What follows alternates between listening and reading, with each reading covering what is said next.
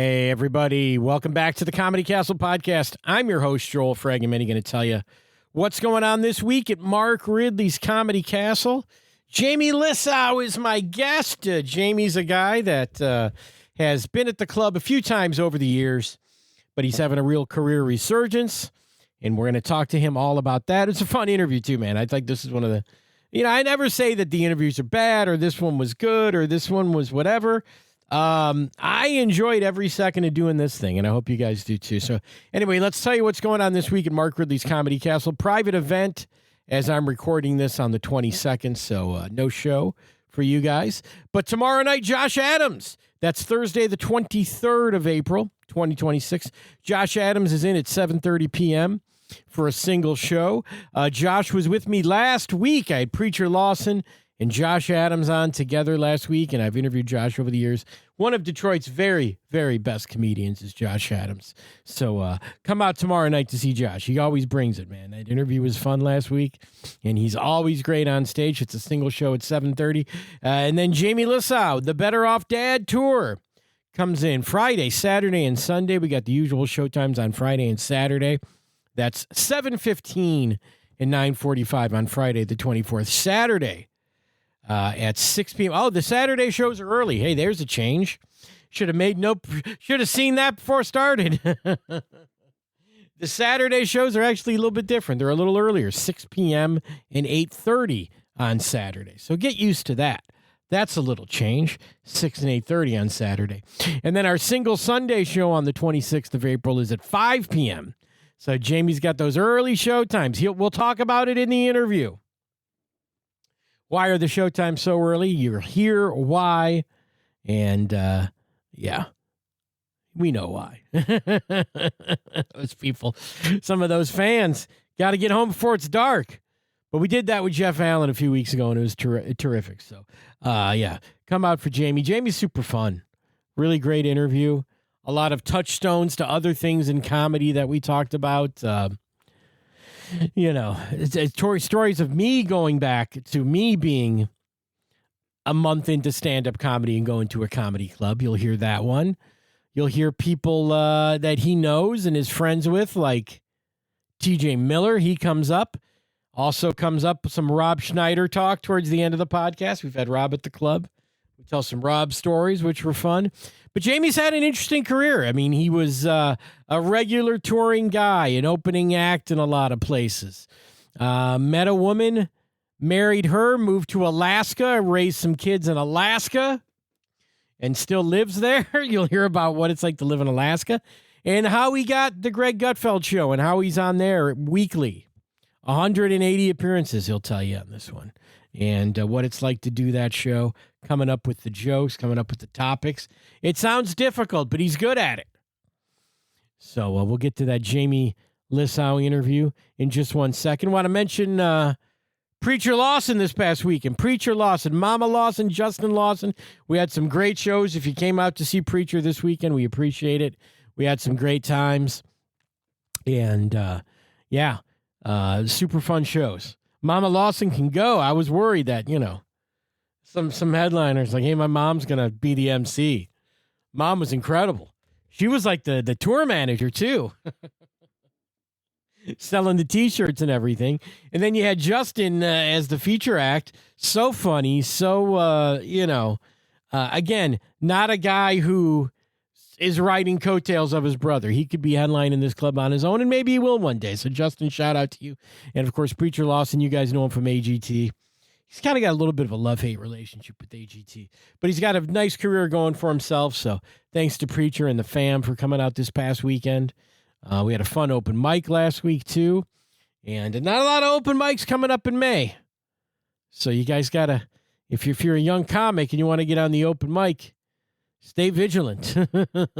Actually, we got a couple in May. We got May 6th, May 13th for open mic, a couple more open mics. But again, the comedy class is always going on in Mark Ridley's Comedy Castle. Call the club at 248-542-9900 if you want to sign up for the beginner comedy class with Bill Bouchard. If you've never done stand-up comedy, or if you've done some comedy, or you've done the 101 class, you can take the advanced comedy class with me, Joel Fragmenti. We're starting up again June 13th. Sign up for that class by calling 248-542-9900. And that's going to be great. I'm really looking forward to that June class, guys. So sign up, will you? All right, enough of that said. We're going to get into Jaime Lissow. I think I sort of plugged some of the topics here. Again, fun interview. Jamie's great. You'll hear about his wife and her job on the road, her connections to Metro Detroit. I think it's going to be a great weekend. This certainly was a fun interview to do. I hope it's as much fun to listen to. Here's Jaime Lissow.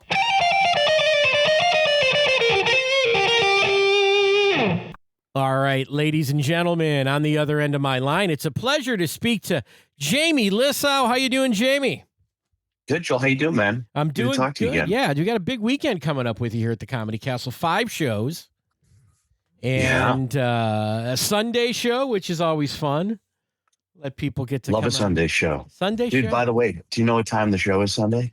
I believe it's a 5 o'clock show. Is that correct? Dude, I believe the correct verbiage is it's a dream come true, is what you meant to say. It's my wife would say that. My wife would be like, "Oh, you're home by 7." Yeah, 7:30. Okay. Dude, it's I started doing the earlier shows when I did a weekend. I don't know if you've ever been in Naples, Florida. I used to vacation there with my folks. Oh, I love it, man. So people, I love Naples, Florida. It's my biggest market, but the people are in fact advanced in age, which does work to your advantage as a comedian, because you can be as offensive as you want and they can't walk out if they want to. And, but they do the earliest shows, and it was where I became addicted to doing some early shows for the people that don't want to stay up late. So we got the late shows too for the people that Friday like to come out late. But good stuff. And because the last time you were in town, I can't remember if you just did 1 show or 2 shows, but you did a Sunday show that sold out. It was amazing. Yeah, I think we did 1 Sunday show and we sold it out, and then we said, let's do a weekend. Yeah. Well, here you are, man. This is great. And we're doing it. And then you must have been at the club, because there's a real old picture of you up there too on our wall from a million years ago. I don't know if any new pictures of me exist. No, from what I've seen online. I think they're all old pictures. Yeah. Well, I noticed that, dude. Mark likes the old ones. Mark Ridley loves the old pictures. He likes to show people. Ridley's a sucker for pictures where people have hope in their faces. You know. That's a great line, man. I hope he hears this. I love Ridley, dude. I came there. I think a couple times. Well, you know, man, like that club's always been like a legendary club. And I was there years ago. I opened for strange little story, dude. I opened for remember Eddie Strange? Yeah. I don't even know. I said remember. He's still going still around. Yeah. Yeah. But I opened for him, and I used to do this joke where I said like it's a little bit politically incorrect, but back in the day, I used to say I thought of the greatest pickup line for really ugly girls at the bar. It's a great pickup line. It's let's go. And that's it. That's the whole joke.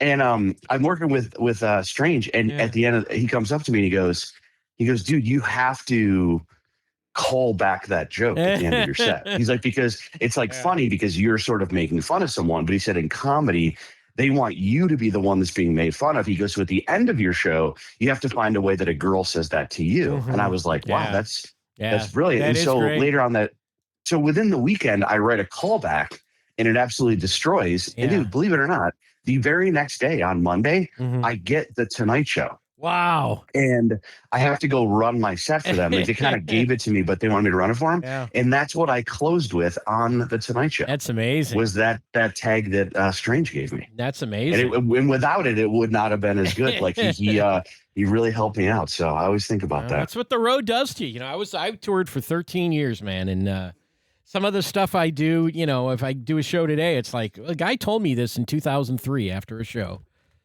You know, that stuff still comes back. Yeah. I remember a lot of comics told me to quit. And a lot of good advice out there. But it is for you, you know, been in the game so long, this is your greatest success, I take it, in the last few years, right? Yeah, I think you're referring to this podcast. Well, it is. Yes, yeah, dude. It's Tonight Show. You know, I don't even have to tell you, man. It's been a journey, and that like so many times along the way where comedy is it's a war of attrition at some point, and you have to. My advice when people say, "Should I get into comedy?" is you have to be pulled by it so strongly or you will quit. Yeah. Like if it was a regular job, we'd all quit. But because there's like this pull, you keep going and you never know where the thing is going to come from. Like I would have thought, I did the TV show with Rob Schneider on Netflix, like 2 seasons. I would have said, oh man, I'm going to end up selling tickets from the Netflix show. And that didn't really happen, And then like, I remember even talking to Craig Robinson once and he was like, The Office didn't really start selling tickets. He was like, it was Hot Tub Time Machine. Yeah. He's like, It was that movie. He's like, you never know where it comes from. And then, yeah, we kind of came in the back door with the Greg Gutfeld show. And, dude, it's great to be, by the way, you know how, like child actors, they just become addicted to drugs and things don't go well for them.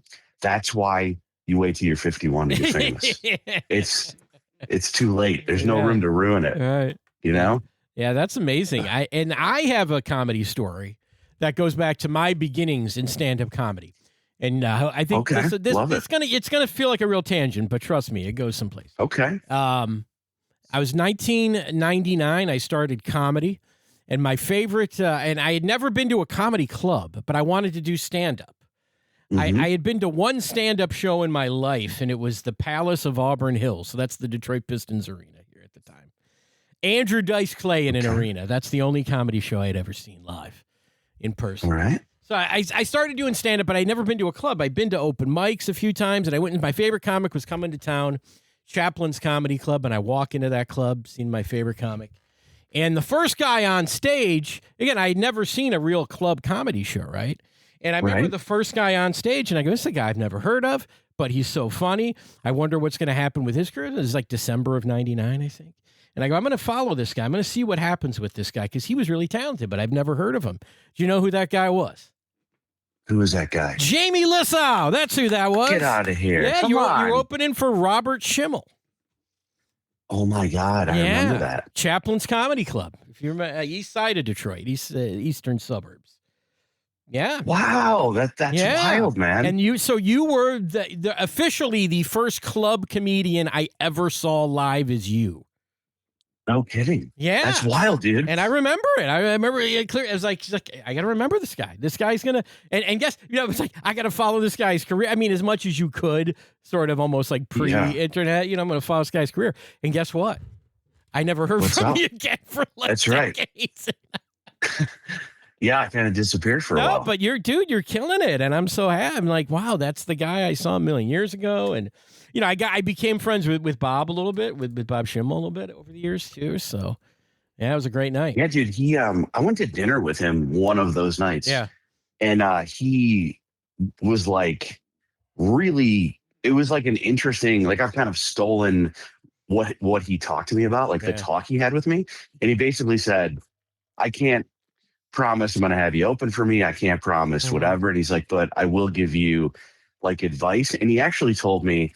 He told me that he saw me. He said I was on stage. Yeah. And he said he said that I saw comedians walk into the back of the room and I saw him come in. And he said I started doing jokes for the back of the room. And he said they were really funny, but he goes, I'm never going to give you a paycheck. Yeah. Your friends are never going to pay you. He's like, quit with the back of the room stuff. He's like, that's not what it's about. And I was like, oh my God. Because I used to really be that guy, dude. I used to really be like, I wanted to make the other comedians laugh. And he made it very clear. He said that was always a Leno thing. Yeah. Like you're performing for the room, not the back of the room. Nice. And he's like, and I remember thinking about that and I was like, I am really guilty of that. Like I used to always love those little inside baseball comedy jokes, which are not funny to a regular person. They're just not funny. Yeah.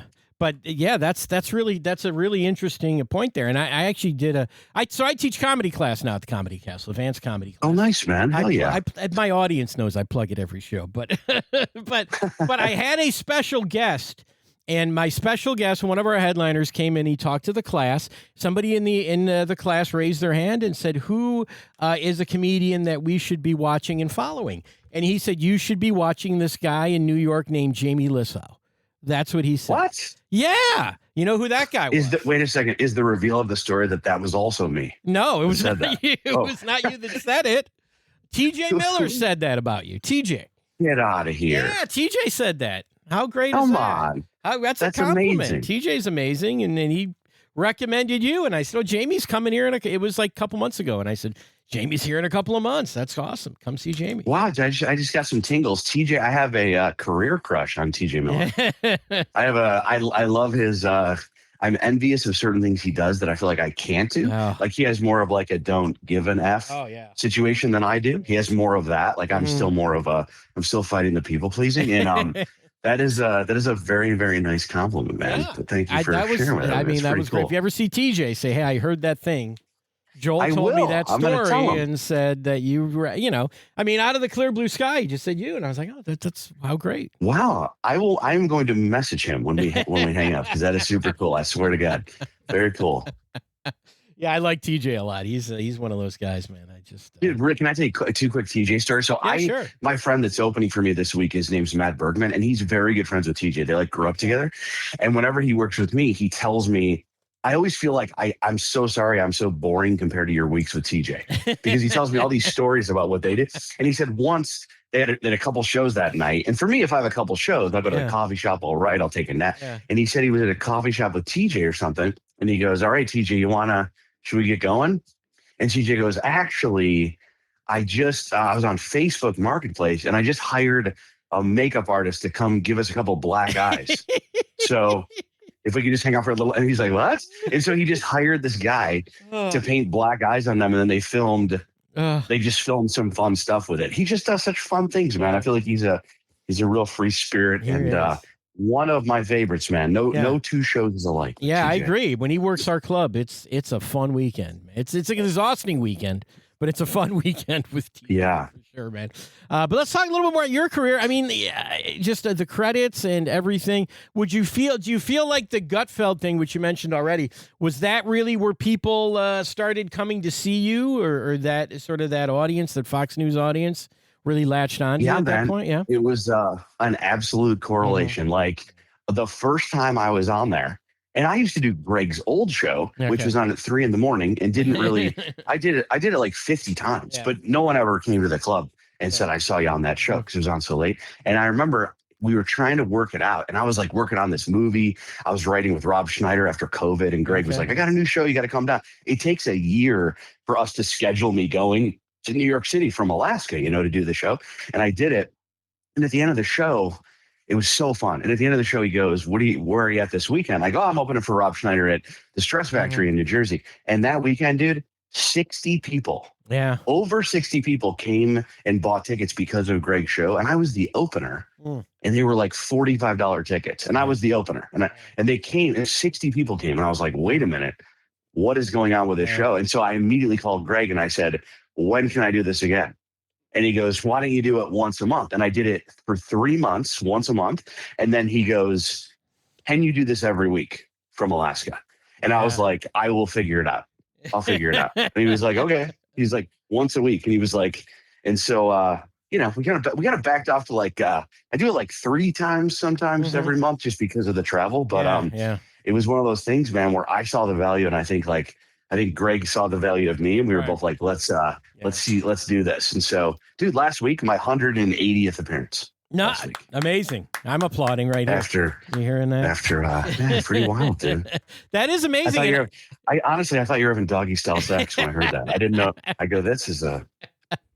But that show is something else because, Joe Mackey's a guy that comes in all the time. Every, year and a half, whatever, rotation. But he used to come in before he was working for Greg and all that stuff. But since he, became a face of that show, the audience has like doubled for him. It's crazy, man. Yeah. It's wild. And it's funny how there are I've learned a lot about markets. Like I think this would be my first time. You never know. Like the reason we do one show, the reason we came to Ridley's and did one show is we don't know what markets are going to respond. So I'd say 70% of markets, you do sell out the one show and then you go back and do a weekend. But there are some, dude, Portland, Maine, 30 people. And you go, what the? Ooh, what? And it's humbling. And then I remember I went to Naples. I did Portland, Maine, and 30 people came. And I remember being like, okay, I needed this. I needed to remember that it's not just super easy and I got to do shows like this. And the very next day I went to Naples and I sold out a show and the guy was like, hey, dude, he's like, we couldn't at a show because you had a show like every night in different cities. He goes, your show sold out 3 months ago. And I was like, what? Yeah. And so, dude, I just did Naples. We sold out 10 shows. So it's like, you That's never know. incredible. You never know Yeah. where your market's going to be. So I'm like super psyched about to bring it back to Royal Oak. I was so psyched when those tickets were moving, because I was like, one of the places I would love to do a weekend. And my wife did her doctor stuff at in Detroit, and so Okay. she's coming with me. That's great. Yeah, your wife's a doctor. You were telling me a little before. Telehealth medicine on the road with you. That's a thing that she's right. up to. What is it called, Erica? Med School Henry Ford, Okay. Yeah. Beaumont, and residency at Beaumont. Is that the Royal Oak Beaumont? That's right by the club. Yeah, there you go. Is that right? No kidding. Is that the hotel we're at? The Beaumont? Well, no, Beaumont's and then it's very close to the club. Oh, no kidding. Yeah, all right. very close to the club. So yeah, very cool. And so how is that now, traveling with a partner, traveling with someone who is working as you're working on the road? Yeah, dude, I think I just interrupted her breast exam just now. No, I'm just kidding. She's not on with the patient, but it's great, man. You know the road. You know what the road's like. And I've been there. If you can bring your wife with you, I was able to, now that she does the telemedicine on the road, I was able to like travel a little bit more and work a little more. And she was working earlier this morning, seeing patients. I will say though, dude, something new every day when you're married to a doctor. Something new every day. Last night, she starts running her fingers through my hair, right? And I go, we're in bed. And I go, is it like sex? Is that what's happening? And she goes, nope, just looking for cancer. And I go, oh God, maybe when you're done looking for that, you can help me find that boner that was just here. It was just here. I don't know where it went. But it's fun, man. I'll tell you the funny thing. The first time I met Erica, I was at the Denver Comedy Works or something. Mm-hmm. And I was telling her how comedians, she's not like a comedian. By the way, the only comedian Erica ever saw was TJ Miller at Mark Ridley's Comedy Castle during med school. Wow. Okay. That's the only other comedy club she went to before I met her. And I would have been there. And dude, you might have been there. That might have I known he said absolutely nice would have things been there. about me. Yeah, I think I've been there. That's wild, dude. Yeah. But the first time I was hanging out with her, I'd tell her all about comedy. I was telling her about how, like, comedians, people will always say, try to be funny, tell me a joke or whatever. People that don't know, they go, hey, tell me a joke. It's annoying. And she said, oh my God, there's like a doctor version of that where it's like, hey, what is, what's wrong with me? And I go, oh, that's crazy, And I swear to God, I get off stage at the Denver Comedy Works the first time she came on the road with me, and the opening act had his shoe and sock off, showing her a wound on the bottom of his foot. I swear to God, like not even doing a bit. And she was like, that's like an abscess. I'm like, what? This is crazy. Yeah. People are always asking her for advice. Oh my goodness. Yeah, that's amazing. Now you mentioned Alaska, and I've heard you talk about this in other appearances, but first of all, how do you end up in Alaska? What was that? You weren't raised in Alaska, correct? No. The way to end up in Alaska is you just marry a Wolverine in your first marriage, and you get divorced, and then but it was basically a divorce thing. She was like living in Alaska, and then she wanted to like raise the kids in Alaska, so we moved there, and I did it, to be like the good husband, dad guy, to go, all right, we'll have, they'll have her family up there. They're a very supportive family. And I moved up there, but we got divorced, like, I think as the plane was landing with our things. And it's funny, dude. I'm a big proponent of the, I don't know if you've ever heard the phrase. It's originally a Marcus Aurelius, right? Okay. Where he says the impediment to the way is the way. Or there's this guy, Ryan Holiday, who paraphrases it as the obstacle is the way, where all the bad things in your life are not only okay, but they may be the way through to the next level. And maybe actually be good things. And all the terrible things, like living in Alaska is terrible. Yeah. It's like 5,000 miles from Greg's studio. And like getting divorced is terrible. And losing your money is terrible. But without those things, I have no character on the Greg Gutfeld show. Yeah. And nobody remembers who I am. Like all that stuff is like, I can't tell how many times I've been at a coffee shop and somebody goes, are you that divorced guy from Alaska? I go, yep, that's me. Well, you got to be known for something, right? And in this world, and that could be worse. Could be worse. Could be worse. Yeah, man. And then the audiences. Let's talk about the audiences for these shows too. They seem very loyal to you. They seem very loyal, and they like. What is the thing that you hear from the audiences that they like about your stand-up versus somebody else? All right, man. I'll tell you the truth. This isn't even a humble brag. I think it's an actual brag. But this is what I hear most often. I hear one of my favorite compliments Mm-hmm. is someone will say, "My husband watches Fox News. Yeah. He's a huge fan of yours. I am on the other side Mm-hmm. of politics. Yeah. I did not want to come. And I came and it was so much fun and I had a great time. Oh, And I didn't feel like ostracized or made fun of. That's my number one favorite thing is that the show we're not here to yell in an echo chamber or make anybody feel like I just don't understand that. I don't think that's our place as comedians. I think it's like a night off. And so that's my favorite. And then my other one is a lot of people tell me that I exceeded their expectations due to like, when you're on TV, it's very limiting because you can only say certain things. We're talking about certain topics, and on stage you can do whatever you want. And so I think my other favorite compliment is people come and said, hey, we didn't know what to expect, and this is like, we wish you talked more on the show, or this is so much better than you even on the show, which I think is very nice. But I think you get that completely because it's sort of like what we do versus performing within very, very strict parameters. Yeah. Like, so it's obviously gonna be different, but so I love that, man. And you, dude, I don't know if you watch the show at all, but I've been on 180 times. Like I said, I don't think I've ever made 1 point. I've never made a point in 108. I go joke first, even if I have a point to make. Right. If I have the greatest point, I go, man, I don't think anybody's ever made this point about birth certificates, and voter ID. If I think of one good joke about my balls, I will do that joke. I will do the ball joke. I go joke first. Now, how difficult is it preparing to be on Gutfeld with coming up with? I mean, I take it you're coming up with some of this stuff before you sit down. I don't know. You tell me. Oh, dude, it's like a tightrope. It's so exciting. When I did the Tonight Show, I worked on that 5-minute set for almost a year, and they would have me like practice it and stuff. And when you're on Gutfeld, it's lately over 3 million people every night. Yeah. It's basically live, like it's pre-tape, but it is like there's no editing. And you are given 5 topics at noon, and you are taping you have to be there at 5. Okay. So you have 5 hours to write jokes for all those topics, and they're all brand new jokes. You're doing like an open mic in front of 3 million people, and it is one of the most like I take it very seriously. So it makes me, that day's kind of stressful, and I'm very organized in the way I do it. I have people I call and run the jokes by, and those people help me and all that stuff. So I take it very seriously. But when you walk out of that studio and you had like a couple jokes that destroyed that you have never told before, and like all the other ones went okay, it's there's nothing like it, man. It's a different kind of feeling. It's similar to doing good on stage, but man, you're doing just like brand new stuff, and you're doing ad libs on TV, which I never thought I'd be comfortable enough to do that. And you're making up tons of stuff on the fly with all those people watching. So it's just high stakes, Absolutely. But we have a very forgiving crowd, I think. Well, our Comedy Castle crowd, they're going to love it. They're going to eat this up this weekend. Although I think with here's the challenge, I think, give you a little piece of advice. Not that you can't handle it. You're on TV weekly, right? But you're going to have not just the people that love you that came out last time on the one show.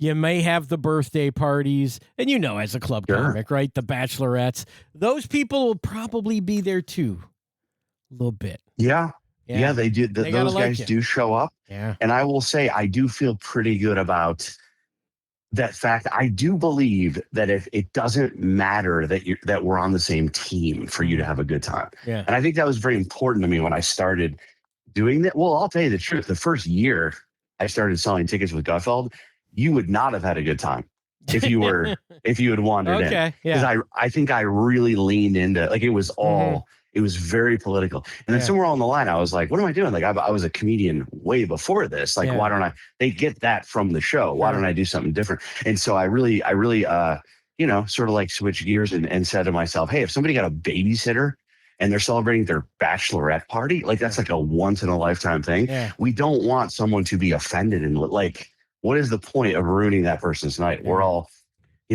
people, and we all get that. We all get that you got a babysitter and you came up for your birthday. And so that is like one of my highest goals is to make it so that like people that wander in, or like Ridley's is a club like even the Naples Club, they have a huge following. Mhm. The club has a huge exactly. following. Yeah, people come to And Ridley's so you, just to yes, you have like, you got to make sure that you're doing a show for everybody that just loves to come to that club. And so I look forward to it. I look forward to any challenge or any bachelorette party. Dude, it's going to be fantastic. I'm so looking forward to myself. You're one of the good guys.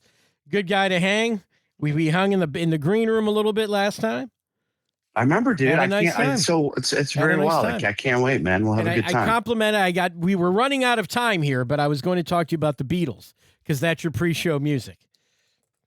Oh yeah. So I stole that from Rob Schneider, Yeah, who stole that from somebody else. Yeah, you told me that story last time. I go, Rob Yeah. Schneider does the Beatles. He says, yeah, Rob stole it from somebody else.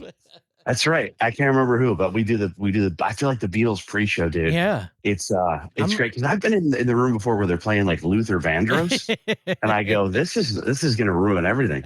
And so you play that early Beatles, you play that some of that White Album, some of the more upbeat stuff, and that's what they walk into. Yeah. I love it, man. But I will not take credit for that. I stole that from Rob Schneider. Wow. You probably know this, but I I didn't want. I used to do a joke. I don't want people to think all I do is ride off the success of Rob Schneider. Yeah. And I go, I have stuff I do totally on my own. To see it, you can go to my website. It's robschneidersfriend.com. And I now also, you can also now get tickets at greggutfeldsfriend.com. You can go to either one of those. They both work. Now, Rob and I went to breakfast after his last trip to the club. And nice, man. I drove him to the airport and we talked Beatles pretty much the whole time. Oh, heck yeah. Yeah. Amazing. Love that guy, Rob. Good dude. Rob Very was good fun. dude. Rob was a lot of fun. And I don't know what's going on in the press with him, but as a guy to hang with, I had about as much fun as you could with Rob Schneider. He's the man. He left me a message 1 hour ago, and he challenged me to take a month off of work. He says he thinks we're both working too hard, and he thinks we should both take a month off. And then I don't know if I'm allowed. I was helping him write some jokes for like somebody at the White House yesterday. So he's doing all right for himself. Good to know, man. It might, you know what? Let me read this text again. It may just be a White House, just a White House. Well, Jay. Yeah, we should get Rob back. Rob's fun, man. I love Rob. Yeah, get Rob back. All right, and it's going to be a great weekend, though, dude. It's going to be great. We'll see you this weekend. Great. We'll see you this weekend. 5 shows with Jamie. Come out Sunday. Come on, Sunday. All right, Joel. You're home early. We'll do it, man. Jamie, thanks for talking to me, man. We'll see you this weekend. You got it, man. Good talking to you this weekend. Right. Later. Bye-bye. All right, Jaime Lissow. Good stuff, man. Really funny. He can keep that conversation going, man. He's a natural. That's why he's on Gutfeld all the time. That's why he's selling out 10 shows in Naples, Florida. We got to get him and Sam Morril together to talk about Naples. If you know Sam's act, he hates Naples. He bombed in Naples. Naples didn't like him, whatever it is. But they love Jamie. And you know what? I like both of these guys. So who am I to say? I actually had a good time in Naples, and I visited there with my family a few times. So anyway, let's get you out of here, guys. Great weekend coming up. Tickets, go to comedycastle.com, of course, for all these tickets. Josh Adams Thursday. We talked to Josh last week on this show. And Jaime Lissow this week. It's going to be a fun time. All right? How about that? Let's get you out of here. Comedy classes at the club. Come on. Get on that. Learn how to do comedy. And again, we had DJ Miller as a guest in my class. Who knows who's going to show up in your class? Could be anybody. All right. Thanks for listening. Thanks to Bill Bouchard, who's always helping out with the guests. Thanks to you guys for listening. Say hi to me at the club if you see me, will ya? See you next week.